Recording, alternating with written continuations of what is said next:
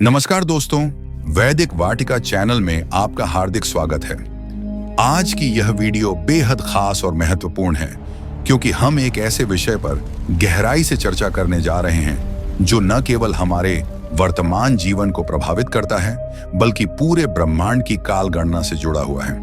Video में हम जानेंगे कि कलयुग की उम्र क्या है, इसमें कितने साल बाकी हैं और साथ ही ऐसी रहस्यमयी जानकारियां जो आपके रोंगटे खड़े कर देंगी। यह ज्ञान आपको एक ऐसी दिशा की ओर ले जाएगा जो अमूल्य है, जो आपको जीवन के गहन रहस्यों से परिचित कराएगा।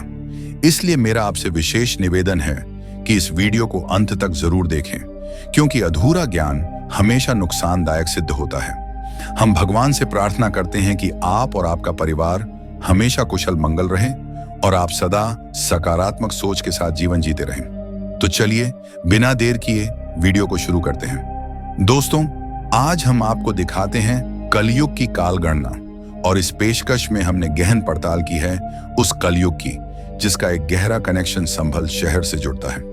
वह शहर जहां आजकल मस्जिद को लेकर काफी बवाल छिड़ा हुआ है। संभल शहर से कल की अवतार का जिक्र हमारे प्राचीन पुराणों में भी मिलता है। हम सब उस कलयुग में जी रहे हैं जिसमें 3 युग पहले ही बीत चुके हैं, सतयुग, त्रेता युग और द्वापर युग। इन तीनों युगों का विस्तृत जिक्र हमारे धार्मिक ग्रंथों में मिलता है। देखिए, पूरी काल गणना के साथ। तो क्या कलयुग के लिए कोई ऐसी काल गणना है? क्या कोई ऐसा समय निर्धारित है जिसके बाद कलयुग का काल समाप्त हो जाएगा? इस सवाल पर हमारे वैदिक ग्रंथों में कल की अवतार की भविष्यवाणी मिलती है। कल की यानी भगवान विष्णु का 10वां अवतार। क्या इसी 10वें अवतार भगवान कल्कि के साथ कलयुग का अंत होगा? क्या हैं इसके संकेत?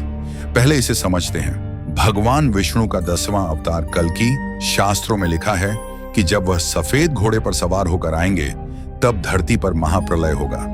इस महाप्रलय के बाद एक नई सृष्टि का निर्माण होगा। भगवान कल्कि के साथ नए युग की शुरुआत होगी। जैसा कि कलयुग से ठीक पहले द्वापर युग में भगवान श्री कृष्ण ने कहा था, यदा यदा हि धर्मस्य ग्लानिर्भवति भारत अभ्युत्थानम अधर्मस्य तदात्मानं सृजाम्यहम्। श्रीमद् भगवद गीता का यह श्लोक कहता है कि जब जब इस धरती पर धर्म की हानि होती है, विनाशकारी कर्मों के साथ अधर्म आगे बढ़ता है, तब तब ईश्वर का अवतार होता है। इस श्लोक में भगवान श्री कृष्ण खुद अर्जुन से कहते हैं कि अधर्म का नाश करने के लिए मैं साक्षात इस धरती पर अवतार लेता हूं। इस तरह 3 युगों में भगवान विष्णु के 9 अवतार हो चुके हैं। इनमें पहला है मत्स्य अवतार, दूसरा कूर्म अवतार, तीसरा वराह अवतार, चौथा नरसिंह अवतार, 5वां वामन अवतार, छठा परशुराम अवतार, 7वां श्री राम अवतार, 8वां श्री कृष्ण अवतार, 9वां गौतम बुद्ध अवतार और 10वां है कल्कि अवतार।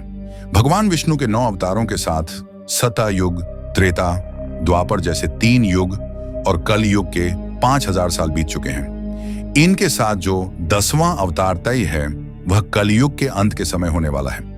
भगवान विष्णु के उसी 10वें अवतार का नाम है कल्कि अवतार। इसके बारे में मान्यता है कि इस अवतार के साथ धरती से सभी बुरे कर्मों और इसमें लिप्त पापियों का नाश होगा। धरती पर एक नई सृष्टि का जन्म होगा। अगर पौराणिक मान्यताओं के हिसाब से देखें तो महाभारत की घटना द्वापर युग की मानी जाती है और इसके पुरातात्विक साक्ष्य मिलते हैं। इस लिहाज से द्वापर के खत्म हुए करीब 5100 साल हो चुके हैं। इसके बाद जो कलयुग शुरू हुआ उसके मुताबिक 5121 साल बीत चुके हैं। कलयुग खत्म होने में कितने साल बाकी हैं? इस काल गणना का जिक्र कल्कि पुराण में मिलता है।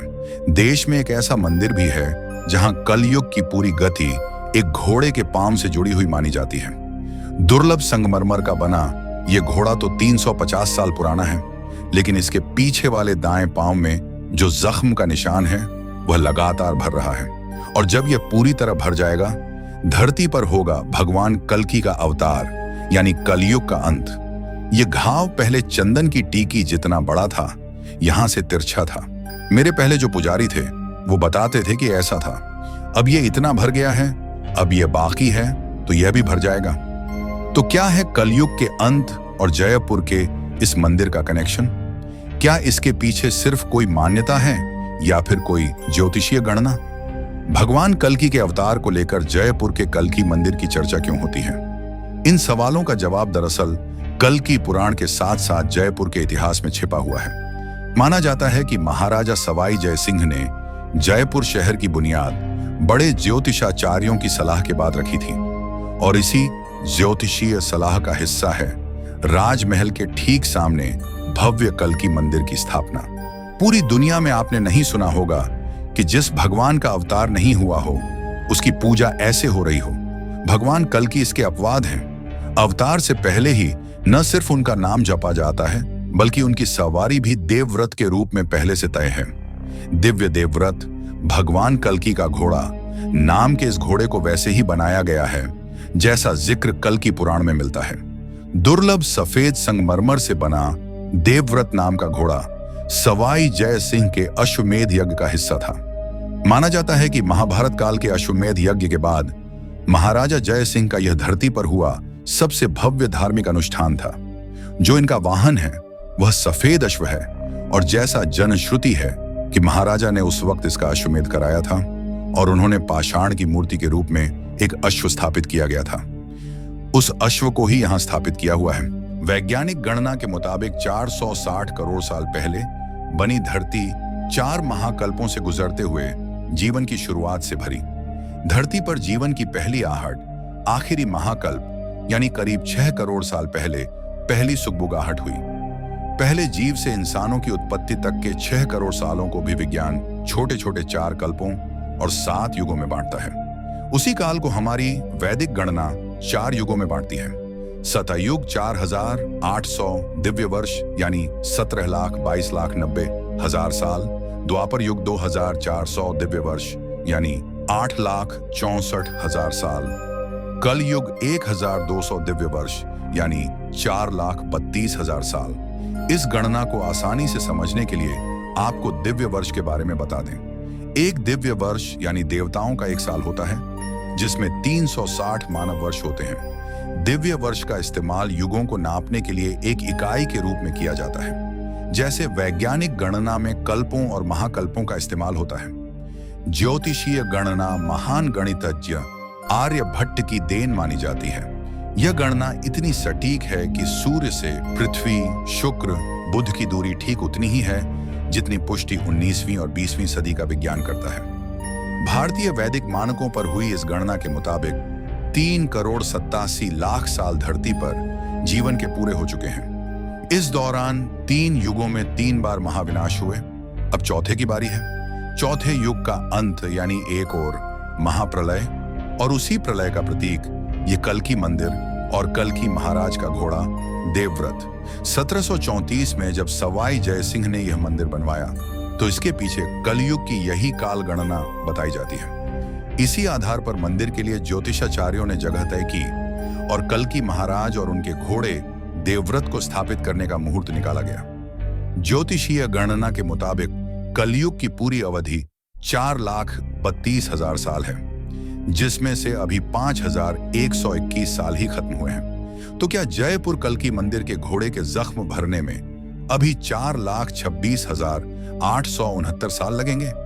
यह सवाल विचारणीय है, लेकिन मान्यताएं बताती हैं कि यह घाव समय के साथ भर रहा है और यह एक प्रतीक है कलयुग के अंत का।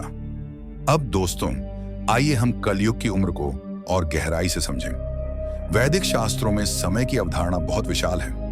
ब्रह्मांड की सृष्टि से लेकर विनाश तक का चक्र निरंतर चलता रहता है।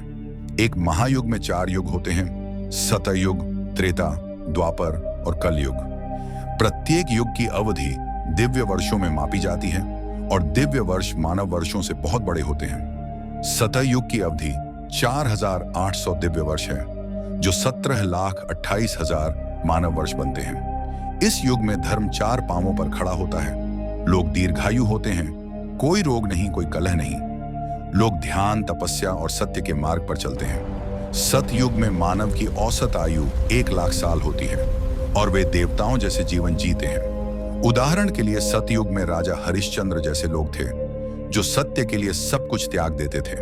फिर आता है त्रेता युग, जिसकी अवधि 3,600 दिव्य वर्ष यानी 12,96,000 मानव वर्ष। यहाँ धर्म 3 पांवों पर खड़ा होता है, अधर्म थोड़ा बढ़ता है।